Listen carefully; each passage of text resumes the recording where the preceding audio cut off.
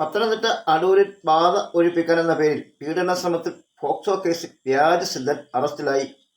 കുടുംബവഴക്കുകൾ തീർക്കാൻ പൂജകൾ ചെയ്യാമെന്ന് പറഞ്ഞ് വിശ്വസിപ്പിച്ചെത്തിയ വ്യാജസിദ്ധനെ പോക്സോ കേസിൽ അടൂർ പോലീസാണ് അറസ്റ്റ് ചെയ്തത്.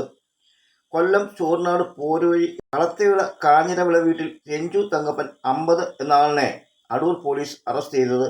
ദാമ്പത്യ പ്രശ്നങ്ങളുള്ള വീടുകളിൽ അത് പരിഹരിക്കാൻ എന്ന പേരിൽ പൂജകൾ നടത്തിയിരുന്ന ആളാണ് ഇയാൾ. അത്തരത്തിൽ കുടുംബവഴക്ക് പരിഹരിക്കാനുള്ള പൂജകൾക്കായി അടൂർ പോലീസ് സ്റ്റേഷൻ പരിധിയിലെ ഒരു വീട്ടിൽ എത്തിയതായിരുന്നു ഇയാൾ.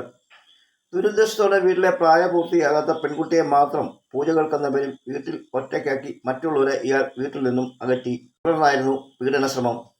കുട്ടി വിവരം വീട്ടുകാരോട് പറഞ്ഞനുസരിച്ച് അടൂർ പോലീസ് സ്റ്റേഷനിൽ പരാതി നൽകുകയും പോലീസ് ഉടൻ തന്നെ കേസ് രജിസ്റ്റർ ചെയ്ത് പ്രതിയെ അറസ്റ്റ് ചെയ്യുകയും ആയിരുന്നു.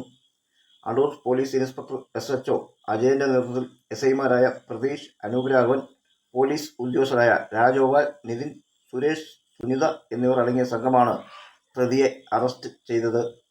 കോടതിയിൽ ഹാജരാക്കിയ പ്രതിയെ റിമാൻഡ് ചെയ്തു.